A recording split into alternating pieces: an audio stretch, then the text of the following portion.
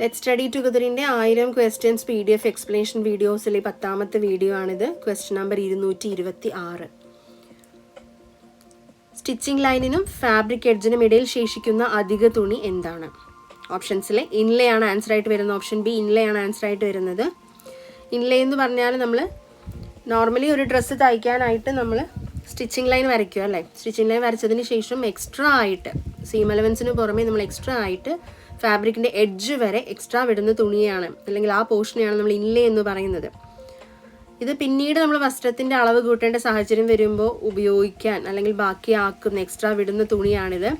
ഇൻലേ വെറുതെ ബാക്കിയായി നമ്മൾ ഇടുന്നതല്ല, ഭാവിയിൽ വസ്ത്രം ലൂസാക്കേണ്ടി വന്നാൽ അല്ലെങ്കിൽ അധികം തുണി ഉപയോഗിച്ച് വീണ്ടും സ്റ്റിച്ച് ചെയ്ത് വസ്ത്രത്തിൻ്റെ അളവ് കൂട്ടാനായിട്ടൊക്കെ നമ്മൾ വിടുന്ന തുണിയാണ്. ഇപ്പോൾ ബാക്കിയുള്ള ഓപ്ഷൻസ് നോക്കാം. പ്ലാക്കറ്റ് എന്ന് പറഞ്ഞാൽ വസ്ത്രം ധരിക്കാനും അഴിച്ചു മാറ്റാനും സഹായിക്കുന്ന ഒരു ഓപ്പണിംഗ് ആണ്. ഷർട്ടിലും കുർത്തിയിലും സ്കേർട്ടിലും പ്ലാക്കറ്റൊക്കെ നമുക്ക് കാണാനായിട്ട് സാധിക്കും, പക്ഷേ ഇൻലേ ആയിട്ട് വരുന്നില്ല.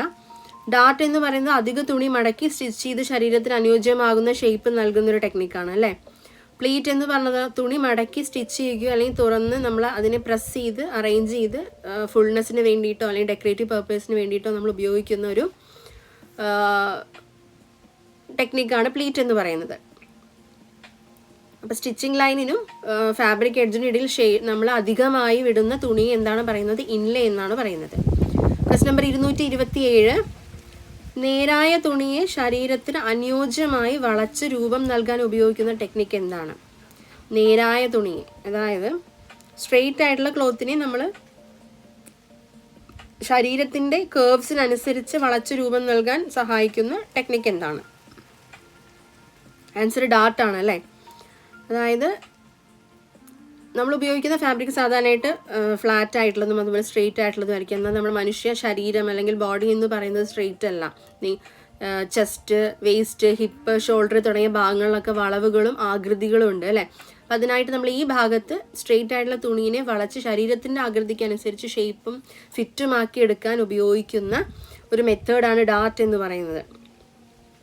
ആ ഭാഗത്ത് എക്സ്ട്രാ നിൽക്കുന്ന തുണിയെ നമ്മൾ ഫോൾഡ് ചെയ്ത് ഒരു ത്രികോണാകൃതിയിൽ ഫോൾഡ് ചെയ്ത് നമ്മൾ അവിടെ സ്റ്റിച്ച് ചെയ്ത് പതിപ്പിച്ച് ഷേപ്പിനനുസരിച്ച് ആക്കുകയാണ് ചെയ്യുന്നത്. ഡാർട്ട് ഉപയോഗിക്കുന്നതിലൂടെ നമുക്ക് വസ്ത്രത്തിന് നല്ല ഫിറ്റിംഗ് ലഭിക്കും. അതുപോലെ പ്രത്യേകിച്ച് ബസ്റ്റ്, വേസ്റ്റ്, ഹിപ്പ്, ഷോൾഡർ ഭാഗങ്ങളിൽ നമുക്ക് നല്ല ഷേപ്പ് ലഭിക്കും. അതുകൊണ്ട് തന്നെ ഡാർട്ടിനെ ഗാർമെൻറ്റ് ഫിറ്റിങ്ങിൻ്റെ അടിസ്ഥാന ഘടകങ്ങളിൽ ഒന്നായിട്ടാണ് നമ്മൾ കണക്കാക്കുന്നത്. ബാക്കിയുള്ള ഓപ്ഷൻസായ പ്ലീറ്റ്, ടക്ക്, ഗ്രെയിൻ ലൈൻ അല്ലേ. പ്ലീറ്റ് എന്ന് പറയുന്നത് ഞാൻ നേരത്തെ പറഞ്ഞു, തുണി മടക്കി മടക്കി ഫോൾഡ് ചെയ്ത് ഡെക്കറേറ്റീവ് പേർപ്പസിനോ അല്ലെങ്കിൽ ഫുൾനെസ്സിനോ വേണ്ടി നമ്മൾ ചെയ്യുന്നൊരു മെത്തേഡാണ്. ടക്ക് എന്ന് പറയുന്ന ചെറിയ ഫോൾഡുകൾ ഉണ്ടാക്കി സ്റ്റിച്ച് ചെയ്യുന്ന രീതിയാണ്. ഇത് ഡെക്കറേറ്റീവ് പേർപ്പസിനോ അല്ലെങ്കിൽ ചെറിയ രീതിയിലുള്ള ഷേപ്പിങ്ങിനൊക്കെ നമ്മൾ ഉപയോഗിക്കാവുന്നതാണ്. ഗ്രെയിൻ ലൈൻ എന്ന് പറയുന്നത് പാറ്റേൺ ഫാബ്രിക്കിൽ ഏത് ദിശയിൽ വെക്കണമെന്ന് കാണിക്കുന്ന ഒരു മാർഗരേഖ പോലെയാണ് നമുക്ക് ഈ ഗ്രെയിൻ ലൈൻ എന്ന് പറയുന്നത്. ഇനി അടുത്ത ക്വസ്റ്റ്യൻ നോക്കാം. 228. തുണി ഇരട്ടിച്ച് മടക്കി സ്ഥിരപ്പെടുത്തുമ്പോൾ ഉണ്ടാകുന്ന ഫോൾഡ് എന്താണ്? തുണി ഇരട്ടിച്ച് മടക്കി സ്ഥിരപ്പെടുത്തുമ്പോൾ ഉണ്ടാകുന്ന ഫോൾഡ് എന്താണ് എന്നാണ് ക്വസ്റ്റ്യൻ. ആൻസർ പ്ലീറ്റ് ആണ് അല്ലേ. പ്ലീറ്റ് എന്ന് പറയുന്നത് ഒരു തുണി നമ്മളൊരു നിശ്ചിത അളവിൽ മടക്കി ആ മടക്കിൻ്റെ മുകളിലോ അല്ലെങ്കിൽ ആവശ്യമായ ഭാഗത്തോ സ്റ്റിച്ച് ചെയ്ത് സ്ഥിരപ്പെടുത്തുമ്പോൾ ഉണ്ടാകുന്ന ഫോൾഡിനെയാണ് നമ്മൾ പ്ലീറ്റ് എന്ന് പറയുന്നത്. പ്ലീറ്റുകൾ വസ്ത്രത്തിന് ആവശ്യമായ ഭംഗിയും ഫുൾനെസ്സും അതുപോലെ തന്നെ മൂവ്മെൻറ്റ്, ഈസ് ഓഫ് മൂവ്മെൻറ്റ് നൽകുന്ന ഒരു ഘടകമാണ്. സ്കേർട്ടുകൾ, ഫ്രോക്കുകൾ, സ്കൂൾ യൂണിഫോമുകൾ, ട്രൗസറുകൾ എന്നിവയിലൊക്കെയാണ് നമ്മൾ പ്ലീറ്റുകൾ സാധാരണയായിട്ട് ഉപയോഗിക്കുന്നത്. ഇനി ഇവിടെ ശ്രദ്ധിക്കേണ്ട ഒരു കാര്യം, നമ്മൾ പ്ലീറ്റ് എന്ന് പറയുന്ന ഒരു വലിയ ഫോൾഡ് ആയിട്ടാണ് ഇത് പലപ്പോഴും മുകളിലത്തെ ഒരു ഭാഗം മാത്രം സ്റ്റിച്ച് ചെയ്തിട്ട് ബാക്കിയുള്ള ഭാഗം ഫ്രീ ആയിട്ട് വിടുകയാണ് ചെയ്യുന്നത്. മേലെ മാത്രം ഫോൾഡ് ചെയ്ത് നമ്മൾ സ്റ്റിച്ച് ചെയ്ത് സെക്യൂർ ചെയ്യുകയാണ് ചെയ്യുന്നത്. അതുകൊണ്ട് തന്നെ ഡ്രസ്സിന്, നമ്മൾ ഉപയോഗിക്കുന്ന ഡ്രസ്സിന് കൂടുതൽ വീതിയും ഭംഗിയും ഒക്കെ നൽകാനായിട്ട് പ്ലീറ്റ് ഹെൽപ്പ് ചെയ്യും. ഇനി ടക്ക് എന്ന് പറയുന്നത് തുണി മടക്കി, ടക്ക് എന്ന് പറയുന്നത് ബാക്കിയുള്ള ഓപ്ഷൻസ് ആണ്. ടക്ക് എന്ന് പറയുന്നത് തുണി മടക്കി മുഴുവൻ നീളത്തിലും അല്ലെങ്കിൽ ഒരു നിശ്ചിത ദൂരത്തോളം സ്റ്റിച്ച് ചെയ്തുണ്ടാക്കുന്ന ഇടുങ്ങിയ ചെറിയ ചെറിയ ഫോൾഡുകളാണ് ടക്ക് എന്ന് പറയുന്നത്. ഇത് ഡെക്കറേറ്റീവ് പർപ്പസിന് അതുപോലെ ചെറിയ ഒരു ഷേപ്പിങ്ങിനൊക്കെ നമുക്ക് ഉപയോഗിക്കാവുന്ന കാര്യമാണ്. അതുപോലെ തന്നെ ഡാർട്ട് എന്ന് പറയുന്നത് ശരീരത്തിന് അനുയോജ്യമായ ഷേപ്പ് നൽകി നമ്മൾ അധിക തുണീനെ മടക്കി ത്രികോണ ഷേപ്പിലൊക്കെ നമ്മൾ മടക്കി സ്റ്റിച്ച് ചെയ്യുന്ന രീതിയാണ്. ഇൻലേ എന്ന് പറയുന്നത് എന്താണ്? നേരത്തെ പറഞ്ഞു, സ്റ്റിച്ചിങ് ലൈനും ഫാബ്രിക് എഡ്ജും ഇടയിൽ ബാക്കിയാവുന്ന അധിക തുണീനെയാണ് നമ്മൾ ഇൻലേ എന്ന് പറയുന്നത് അല്ലേ. ഇനി 229ാമത്തെ ക്വസ്റ്റ്യൻ. സ്കേർട്ടിലും ട്രൗസറിലും ബസ്റ്റിലും സാധാരണയായി ഉപയോഗിക്കുന്ന ഡാർട്ട് ഏതാണ്? Single pointed ഡാർട്ടാണ്.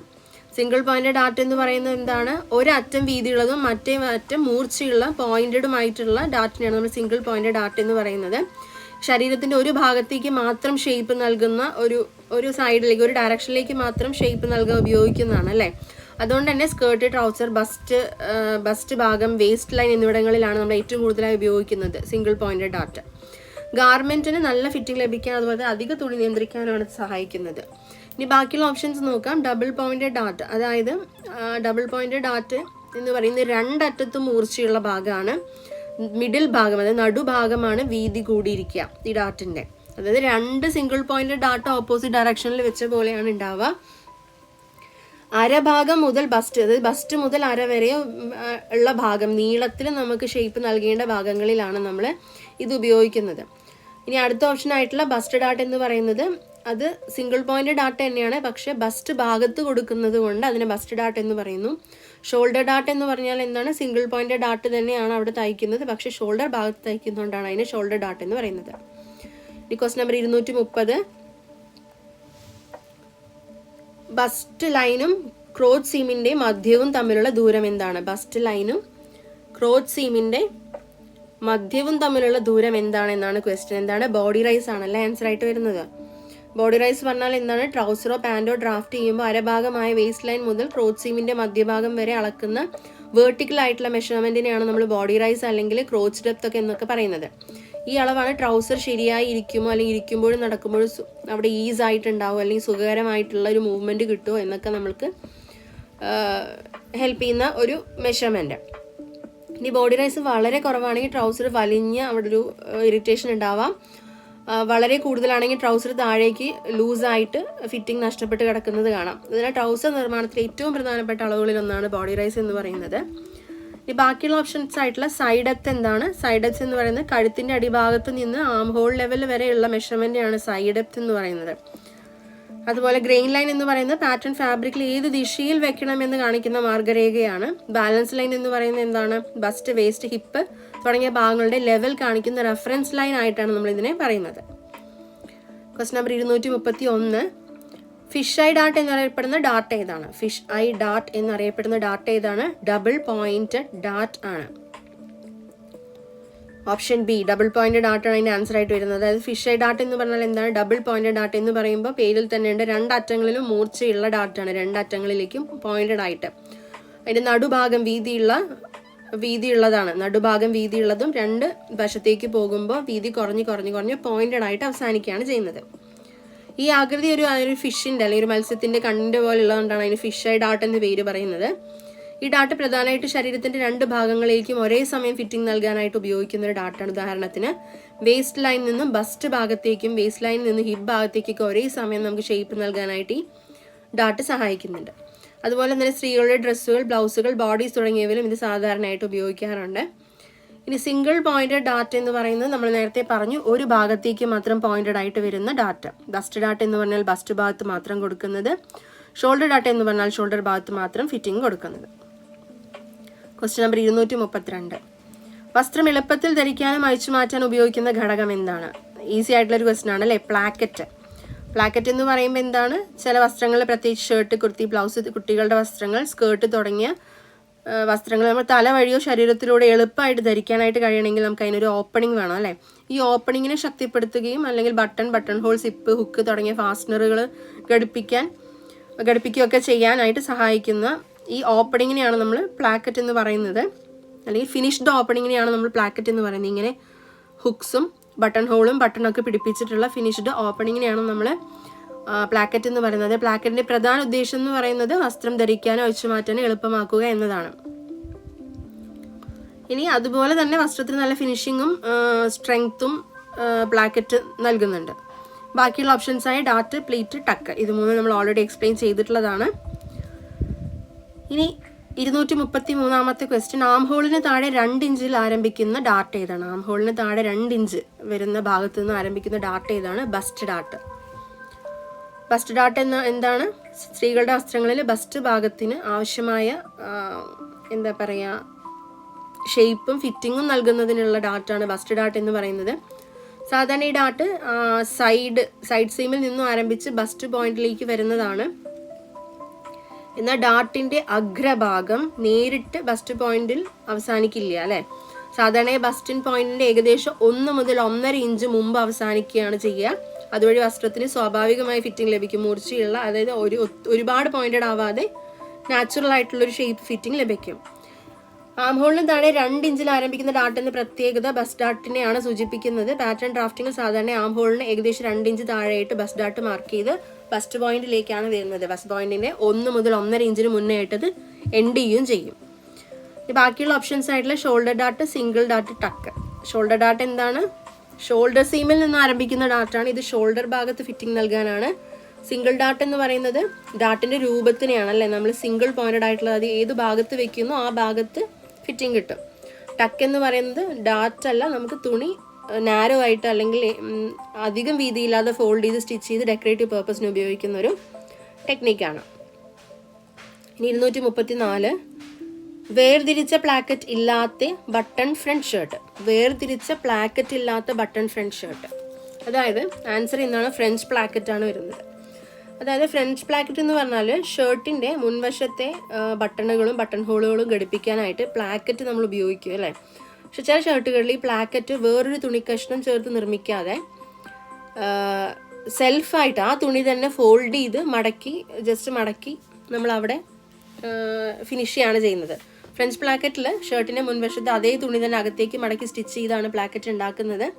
അതുകൊണ്ട് തന്നെ ഇതിനെ വേർതിരിച്ച് അല്ലെങ്കിൽ വേറെ ഒരു സെപ്പറേറ്റഡ് പീസ് അവിടെ ആവശ്യമായിട്ട് വരുന്നില്ല. അതുകൊണ്ടാണ് ചോദ്യത്തിൽ പറഞ്ഞിരിക്കുന്ന വേർതിരിച്ച പ്ലാക്കറ്റ് ഇല്ലാത്ത ബട്ടൺ ഫ്രണ്ട് ഷർട്ട് എന്ന് പ്രത്യേകം ചോദിച്ചിട്ടുള്ളത്. അപ്പോൾ ഇത്തരത്തിലുള്ള പ്ലാക്കറ്റുള്ള ഷർട്ടിന് വൃത്തിയുള്ളതും അതുപോലെ സിമ്പിളും പ്രൊഫഷണൽ ലുക്കും നൽകുന്നതുകൊണ്ട് തന്നെ റെഡിമെയ്ഡ് ഷർട്ടുകൾ ഇത് കൂടുതലായിട്ട് കാണാനായിട്ട് സാധിക്കും. ബാക്കിയുള്ള ഓപ്ഷൻസ് ആയ 2 piece placket, 1 piece placket, inlay. 2 piece placket എന്ന് പറഞ്ഞാൽ എന്താണ്? പേരിൽ പറയണ പോലെ തന്നെ 2 സെപ്പറേറ്റ് തുണി കഷ്ണങ്ങൾ ഉപയോഗിച്ച് നിർമ്മിക്കുന്ന അല്ലെങ്കിൽ ഫിനിഷ് ചെയ്യുന്ന പ്ലാക്കറ്റാണ്. സാധാരണ സ്ലീവ് ഓപ്പണിങ്ങുകളിലൊക്കെ നമ്മൾ കാണാനായിട്ട് സാധിക്കും. 1 പീസ് പ്ലാക്കറ്റ് എന്ന് പറഞ്ഞാൽ ഒരു എക്സ്ട്രാ ക്ലോത്ത് മാത്രം ഉപയോഗിച്ച് എന്നാൽ നമ്മൾക്ക് എന്താണ് വേർതിരിച്ച പീസ് എന്ന് ഇതിനകത്ത് ആഡ് ചെയ്യുന്നുണ്ട് അല്ലേ. അല്ലാതെ ഫ്രഞ്ച് പ്ലാക്കറ്റ് പോലെയല്ല, എക്സ്ട്രാ പീസ് ഇതിനകത്ത് ആഡ് ചെയ്യുന്നുണ്ട്. ഇൻലേ എന്ന് പറഞ്ഞാൽ നമ്മൾ നേരത്തെ പറഞ്ഞു സ്റ്റിച്ചിങ് ലൈനും ഫാബ്രിക് എഡ്ജിനിടയിൽ ബാക്കി നമ്മൾ എക്സ്ട്രാ വിടുന്ന അധിക തുണിയെയാണ് നമ്മൾ ഇൻലേ എന്ന് പറയുന്നത്. ഈ ക്വസ്റ്റ്യൻ നമ്പർ 235 ഷോൾഡർ ഭാഗത്ത് ഫിറ്റിംഗ് നൽകാൻ ഉപയോഗിക്കുന്ന ഡാർട്ട് ഏത്? ഷോൾഡർ ഭാഗത്ത് ഫിറ്റിംഗ് നൽകാൻ ഉപയോഗിക്കുന്ന ഡാർട്ട് നമ്മൾ നേരത്തെ പറഞ്ഞു എന്താണ്? ഷോൾഡർ ഡാർട്ട് ആണ് അല്ലേ. ആദ്യം ഷോൾഡർ ഡാർട്ട് എന്താണെന്ന് നോക്കാം. മനുഷ്യരുടെ ബോഡി, അതായത് ബോഡിയിലെ ഷോൾഡർ ഭാഗം എല്ലാവർക്കും ഒരുപോലെ ആയിരിക്കില്ല. ഓരോരുത്തരുടെയും ഷോൾഡറിന് ചെറിയ ചെരിവും വളവൊക്കെ ഉണ്ടാവും. അപ്പോൾ ഇത് സ്ട്രെയിറ്റ് ആയിട്ടുള്ള ക്ലോത്ത് അവിടെ നമ്മൾ വെക്കുമ്പം ഫാബ്രിക് വയ്ക്കുന്ന സമയത്ത്, ഗാർമെൻറ്റ് തയ്ക്കുന്ന സമയത്ത് ആ ഭാഗത്ത് നാച്ചുറൽ ആയിട്ടുള്ളൊരു ഷേപ്പ് കിട്ടണം, അല്ലെങ്കിൽ ആ ഒരു അപാകത, അതായത് ഷോൾഡറിൻ്റെ ഷേപ്പ്ലെസ്നെസ് കറക്റ്റ് ആക്കാനും നാച്ചുറൽ ആയിട്ടുള്ളൊരു ഷേപ്പ് കിട്ടാനും വേണ്ടി നമുക്ക് അവിടെ ഷോൾഡർ ഡാർട്ട് യൂസ് ചെയ്യേണ്ടതാണ്. സാധാരണയായിട്ട് ഈ ഡാർട്ട് ഷോൾഡർ സീമിൽ നിന്ന് ആരംഭിച്ച് ബസ്റ്റ് പോയിന്റിന്റെ ദിശയിലേക്കാണ് വരുന്നത്. എന്നാൽ ഈ ബസ്റ്റ് പോയിന്റ് വരെ എത്തില്ല, അതിനല്പം മുന്നായി നമ്മൾ അവസാനിപ്പിക്കും, ഷോൾഡറിന്റെ മിഡിൽ ഭാഗത്ത് നിന്ന് സ്റ്റാർട്ട് ചെയ്തിട്ട്. അതുപോലെ ബാക്കിയുള്ള ഓപ്ഷൻസ് ആയ bus Dart, double Dart, pleat നമ്മൾ ഓൾറെഡി എക്സ്പ്ലെയിൻ ചെയ്തിട്ടുള്ളതാണ്. ഇനി 236 ക്വസ്റ്റ്യൻ, കുട്ടികളുടെ വസ്ത്രങ്ങളിൽ ഉപയോഗിക്കുന്ന പ്ലാക്കറ്റ് ഏതാണ്? കുട്ടികളുടെ വസ്ത്രങ്ങളിൽ ഏറ്റവും കൂടുതലായി ഉപയോഗിക്കുന്ന പ്ലാക്കറ്റ് എന്ന് പറയുന്നത് 1 പീസ് പ്ലാക്കറ്റ് ആണ്. ആദ്യം 1 പീസ് പ്ലാക്കറ്റ് നോക്കാം.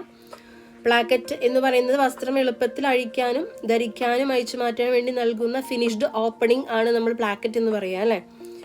അപ്പോൾ ഇതിനകത്ത് ഏറ്റവും സിമ്പിൾ ആയിട്ടുള്ളൊരു പ്ലാക്കറ്റുകളിൽ ഒന്ന് തന്നെയാണ് 1 പീസ് പ്ലാക്കറ്റ് എന്ന് പറയുന്നത്. ഇതിൽ ഒരു തുണിക്കഷ്ണം മാത്രം ഉപയോഗിച്ചാണ് പ്ലാക്കറ്റ് നമ്മൾ നിർമ്മിക്കുന്നത് അല്ലെങ്കിൽ ഫിനിഷ് ചെയ്യുന്നത്. അതായത് കുട്ടികളുടെ വസ്ത്രങ്ങൾക്ക് ആവശ്യമായിട്ടുള്ള ചെറിയ ഓപ്പണിംഗ് വളരെ ഭംഗിയായി ഫിനിഷിങ് നൽകാനാണ് നമ്മൾ ഇത് 1 പീസ് ഉപയോഗിക്കുന്നത്. കുട്ടികളുടെ ഫ്രോക്ക്, ഡ്രസ്സ്, നൈറ്റ് ഡ്രസ്സ്, ചെറിയ ഷർട്ടുകൾ തുടങ്ങിയവയിലൊക്കെ നമ്മൾ 1 പീസ് പ്ലാക്കറ്റ് ആണ് കൂടുതലായിട്ട് ഉപയോഗിക്കുന്നത്. അത് ബാക്കിയുള്ള ഓപ്ഷൻസ് ആയ French placket, 2 piece placket, inlay എന്ന് പറയുന്നത് നമ്മൾ ഓൾറെഡി എക്സ്പ്ലെയിൻ ചെയ്തതാണ്. അടുത്ത ക്വസ്റ്റ്യൻ 237, സ്കേർട്ടുകളിലും പെറ്റിക്കോട്ടുകളിലും സീമിൽ കാണുന്ന പ്ലാക്കറ്റ് ഏത്? സ്കേർട്ടുകളിലും പെറ്റിക്കോട്ടുകളിലും സീമിൽ കാണുന്ന പ്ലാക്കറ്റ് ഏത്? ആൻസർ ഇതാണ് 2 പീസ് പ്ലാക്കറ്റ്.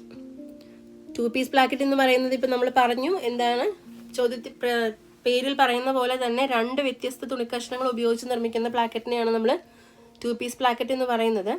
ഈ രീതിയിൽ പ്ലാക്കറ്റ് ചെയ്യുന്ന സമയത്ത് കുറച്ചും കൂടി ഫിനിഷിങ്ങും അതുപോലെ തന്നെ സ്ട്രെങ്ത്തും പ്ലാക്കറ്റിന് കിട്ടും അല്ലേ.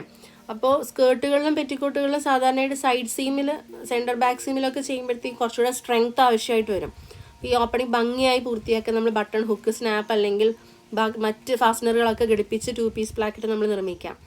അതുപോലെ തന്നെ ഷർട്ടിൻ്റെ സ്ലീവ് ഓപ്പണിംഗ് 2 പീസ് പ്ലാക്കറ്റാണ് നമ്മൾ ഏറ്റവും കൂടുതലായി ഉപയോഗിക്കുന്നത്. ഈ ബാക്കിയുള്ള ഓപ്ഷൻസ് ആയിട്ടുള്ള 1 piece placket, French placket, bound placket. 1 piece placket എന്താണ് നമ്മൾ നേരത്തെ പറഞ്ഞു, ഒരു എക്സ്ട്രാ പീസ് തുണി മാത്രമാണ് നമ്മൾ ഉപയോഗിക്കുന്നത്. ഫ്രഞ്ച് പ്ലാക്കറ്റ് എന്താണ്, സെൽഫായിട്ടുള്ള ആ തുണി തന്നെ, ഏതാണോ മെയിൻ തുണി അത് തന്നെ ഫോൾഡ് ചെയ്ത് മടക്കി അടിക്കുകയാണ്, എക്സ്ട്രാ തുണി ഉപയോഗിക്കുന്നില്ല.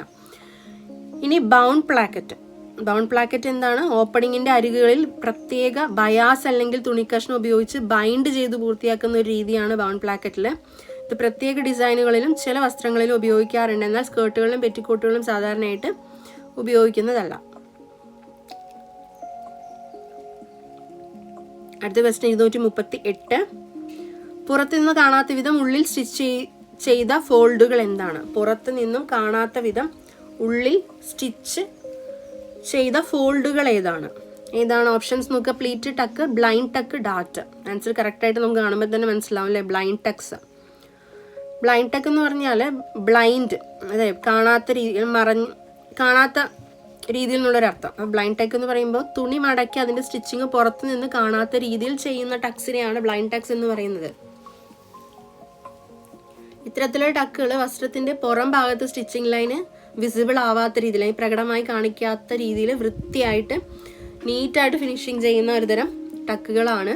അതുകൊണ്ട് തന്നെ മികച്ച ഫിനിഷിങ് ആവശ്യമായ ഡ്രസ്സുകളിൽ, കുട്ടികളുടെ വസ്ത്രങ്ങളിലൊക്കെ ഡെക്കറേറ്റീവ് പർപ്പസിന് ചില ഡിസൈനുകളിലും ബ്ലൈൻഡ് ടക്കുകൾ കൂടുതലായിട്ട് ഉപയോഗിക്കാറുണ്ട്.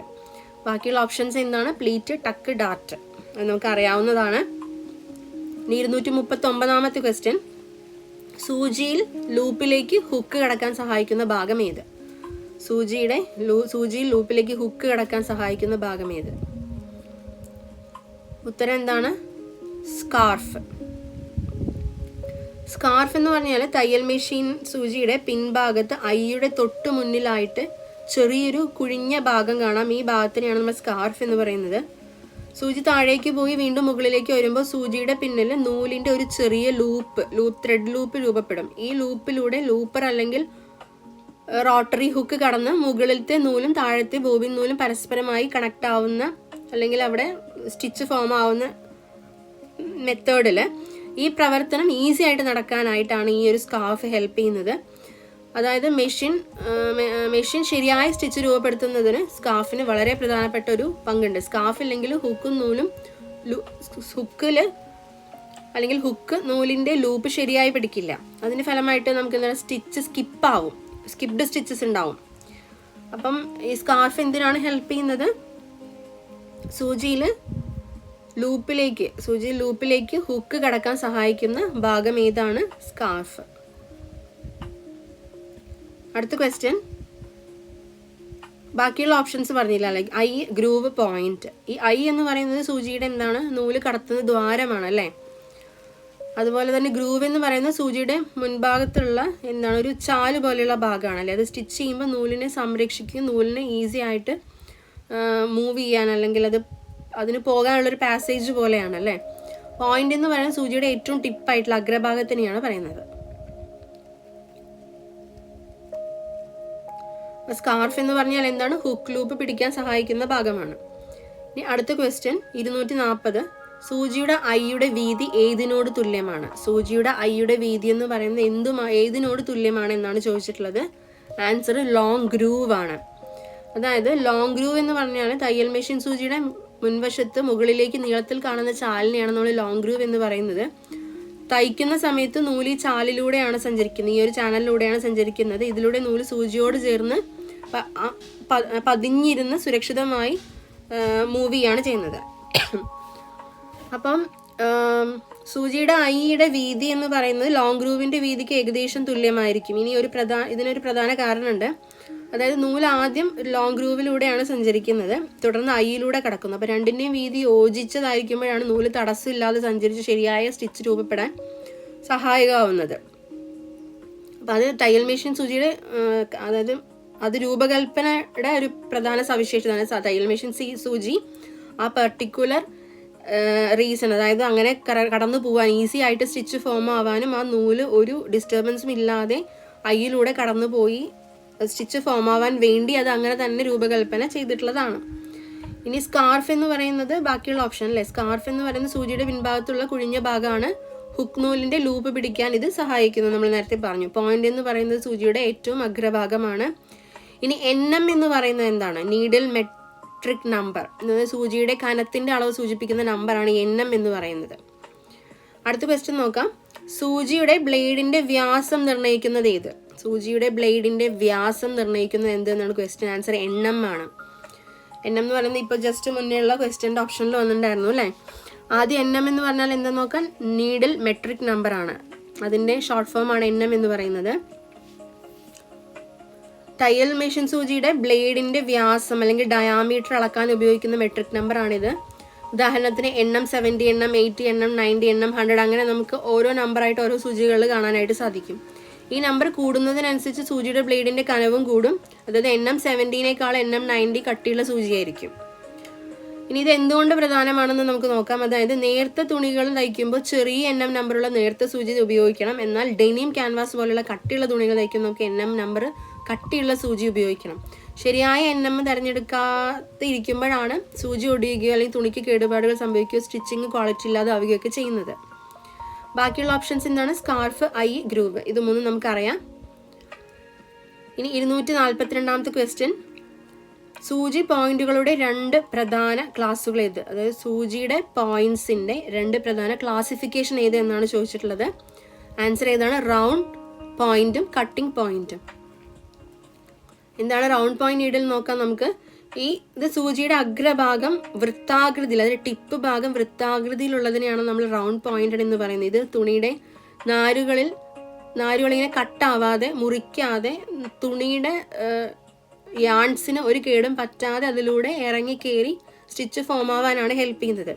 അതുകൊണ്ട് തന്നെ വോവൻ ഫാബ്രിക്സ്, നിറ്റഡ് ഫാബ്രിക്കുകൾ, കോട്ടൺ, പോളിസ്റ്റർ തുടങ്ങിയ സാധാരണ തുണികൾ തയ്ക്കാൻ കൂടുതലായിട്ട് റൗണ്ട് പോയിന്റഡ് നീഡിൽസ് ആണ് നമ്മൾ ഉപയോഗിക്കുന്നത്.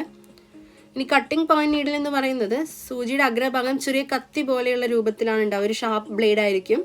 ഇത് തുണിയെ തുളച്ച് കയറി സ്റ്റിച്ച് ചെയ്യുന്ന രീതിയിലാണ്.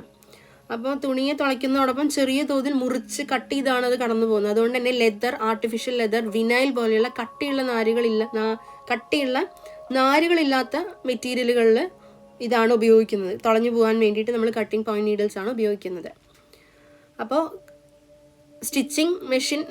സ്റ്റിച്ചിങ് നീഡിലിന്, അതായത് മെഷീനിൽ ഉപയോഗിക്കുന്ന തയ്യൽ മെഷീനിൽ ഉപയോഗിക്കുന്ന സൂചിയുടെ പോയിന്റുകളെ 2ആയി ക്ലാസിഫൈ ചെയ്തിട്ടുള്ളത്. ഒന്ന് റൗണ്ട് പോയിന്റ് ആണ്, ഒന്ന് കട്ടിംഗ് പോയിന്റ് ആണ്. ബാക്കിയുള്ള options long and short, smooth and sharp, fine and course അതിൻ്റെ ആൻസർ അല്ല. ഇനി 243 പാറ്റേണിൽ ബസ്റ്റ്, വേസ്റ്റ്, ഹിപ്പ് ഭാഗങ്ങളിൽ വരയ്ക്കുന്ന ലൈൻ എന്താണ്? ബസ്റ്റ്, വേസ്റ്റ്, ഹിപ്പ് ഭാഗങ്ങളിൽ വരയ്ക്കുന്ന ലൈൻ എന്താണ്? നേരത്തെ നമ്മളൊരു ക്വസ്റ്റ്യനിൽ ഒരു ഓപ്ഷനായിട്ട് വന്നതാണല്ലേ, ബാലൻസ് ലൈൻ. ബാലൻസ് ലൈൻ എന്ന് പറയുന്നത് ഒരു ഗാർമെൻറ്റിൻ്റെ പാറ്റേൺ തയ്യാറാക്കുന്ന സമയത്ത് bust line, waist line, hip line തുടങ്ങിയ ഹൊറിസോണ്ടൽ ആയിട്ടുള്ള റെഫറൻസ് ലൈനുകളാണ് നമ്മൾ വരയ്ക്കാറുണ്ട് അല്ലേ. ഈ ലൈനുകളെ പൊതുവായി നമ്മൾ ബാലൻസ് ലൈൻസ് എന്നാണ് പറയുന്നത്.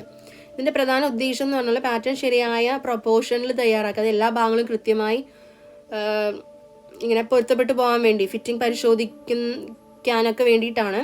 മുൻഭാഗവും പിൻഭാഗവും തമ്മിൽ ശരിയായ ബാലൻസ് നിലനിർത്താനും അതുപോലെ തുന്നിയ ശേഷം വസ്ത്രം വളയാതെയും വലിഞ്ഞു പോകാതെയും ശരിയായി ഇരിക്കാനും ഗ്രെയിൻ ലൈനൊക്കെ കറക്റ്റായി വരാനും ഒക്കെയാണ് നമ്മൾ ഈ ലൈനുകൾ സഹായിക്കുന്നത്.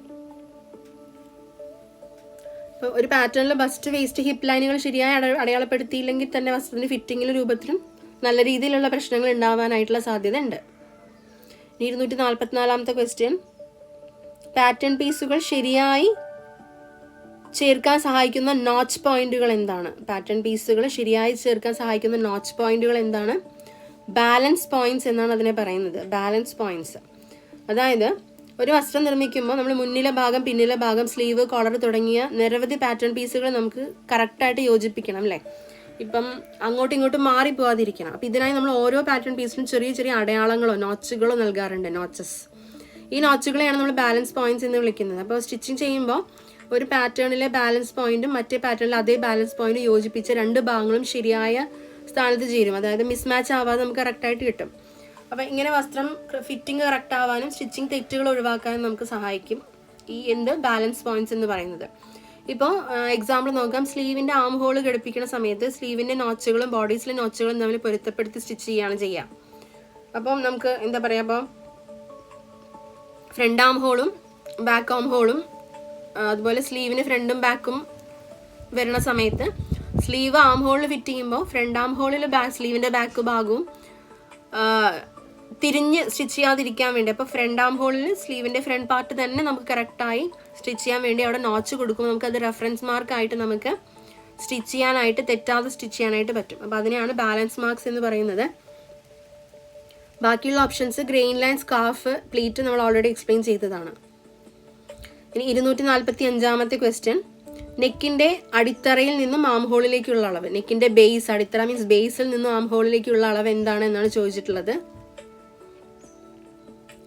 എന്താണ് ആൻസർ? സൈഡ് ഡെപ്ത് അല്ലെങ്കിൽ arm hole depth. Side depth എന്ന് പറഞ്ഞാൽ ആം ഹോളിന്റെ മറ്റൊരു പേരാണ് ഈ സൈ എന്ന് പറയുന്നത് അല്ലേ. അപ്പോൾ അതിന് സൈഡ് ഡെപ്ത് എന്ന് പറഞ്ഞാൽ ആം ഹോൾ ഡെപ്ത് എന്ന് പറയുന്ന ഒരേ അളവിനെയാണ് സൂചിപ്പിക്കുന്നത്.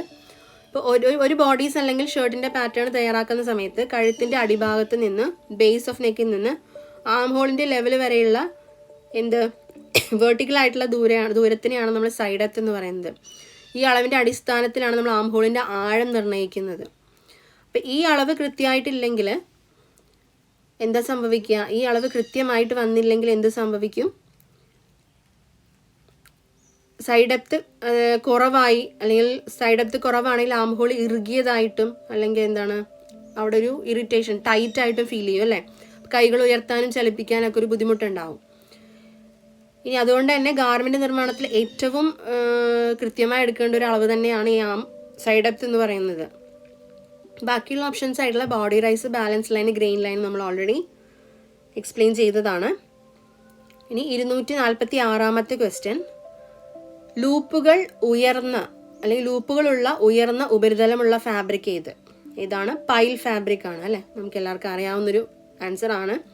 പൈൽ ഫാബ്രിക് എന്താണെന്ന് നോക്കാം. സാധാരണ ഫാബ്രിക്കുകളുടെ ഉപരിതലം സോഫ്റ്റ് ആയിരിക്കും അല്ലെങ്കിൽ ഫ്ലാറ്റ് ആയിരിക്കും. പക്ഷെ ചില ഫാബ്രിക്കുകളുടെ സർഫേസിൽ ലൂപ്പുകൾ അല്ലെങ്കിൽ ചെറിയ ചെറിയ ഉയർന്ന റേസ്ഡ് ഫൈബേഴ്സ്, ഇങ്ങനെ ഫൈബേഴ്സ് നാര് പോലെ നിൽക്കണ കാണാം.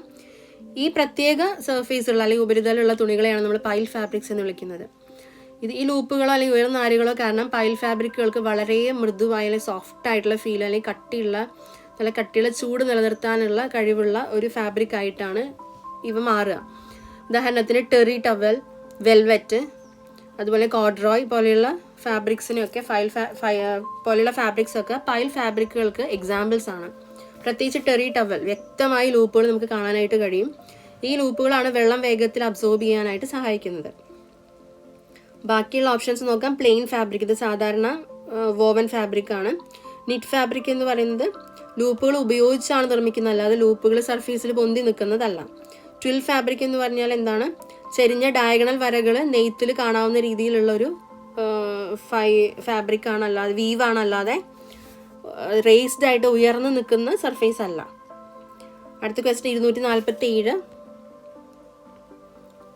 പാറ്റേൺ പീസ് ഫാബ്രിക്കിൽ എങ്ങനെ അലൈൻ ചെയ്യണമെന്ന് കാണിക്കുന്ന ദിശ എന്താണ്? പാറ്റേൺ പീസ് ഫാബ്രിക്കിൽ എങ്ങനെ അലൈൻ ചെയ്യണമെന്ന് കാണിക്കുന്ന ദിശ എന്ത്?